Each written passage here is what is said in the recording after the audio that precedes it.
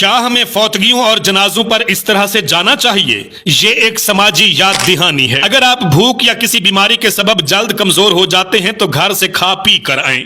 फौतगी वाले घर को होटल या दस्तरखान न समझें। बेहतर यही है कि वहां खाने पीने से इज्तनाब किया जाए। अगर दूर से आए हूं और कुछ पेश कर दिया जाए तो सब्र शुक्र के साथ कबूल करें। फरमाइशें करना बेहिस्सी की अलामत है। याद रखें, यह खाना जरूरतमंद मेहमानों और गमजदा अहले खाना के लिए होता है। पूरे खानदान का वहां बैठकर पेट भरना ना इखलाकी तौर पर ठीक है और ना ही इंसानी तौर पर। अपनी रोजेमर्रा अद्वियात अपने साथ रखना आपकी जिम्मेदारी है।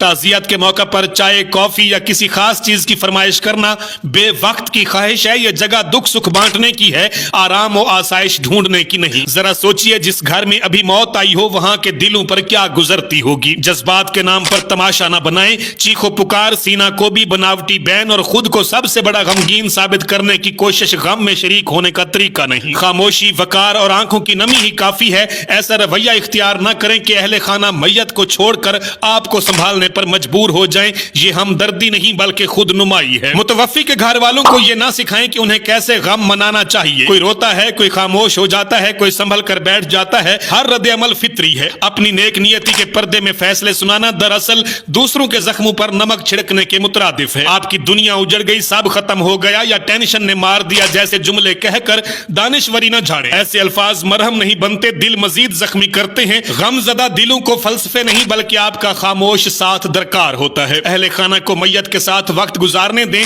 उन पर हद से ज्यादा मौजूद रहना, सवालात करना या हिदायत देना बोझ बन जाता है। कभी कभी सबसे बड़ी हमदर्दी ये होती है कि हम पीछे हट जाएं। अगर राशि या किसी वजह से आखिरी दीदार ना हो सके तो शोर मचाना जरूरी नहीं। असल मकसद दुआ और अहले खाना की दिलजोई है, ना कि महज चेहरा देख लेना। अफसोस की बात यह है कि हम मैयत को बार बार देखते हैं मगर जिंदा रिश्तेदारों से नजरें चुरा लेते हैं। फिर यह सवाल करना कि क्या हुआ था और कैसे हुआ था। ऐसे सवालात अक्सर तजस्सुस होते हैं, हमदर्दी नहीं। मैयत अब रब के हजूर है, हमें उसकी बीमारी नहीं बल्कि उसकी मगफरत की फिक्र होनी चाहिए। खामोश दुआ लंबी गुफ्तगू से कहीं ज्यादा मुअस्सर होती है। फौतगी वाले घर को गपशप, तबसरों और गैर जरूरी बातों का मरकज न बनाएं। कौन क्या पहने है, कौन आया है और कौन नहीं, किसका रिश्ता कहां तय हुआ, ये सब बातें हमारे मुआशरे की बेहिस्सी जाहिर करती है। ताजियत के लम्हे खुद एहतसाबी के होने चाहिए, ना कि तज्जियों के। गमजदा अहले खाना या मैयत की तस्वीर लेना बेहिस्सी की इंतहा है।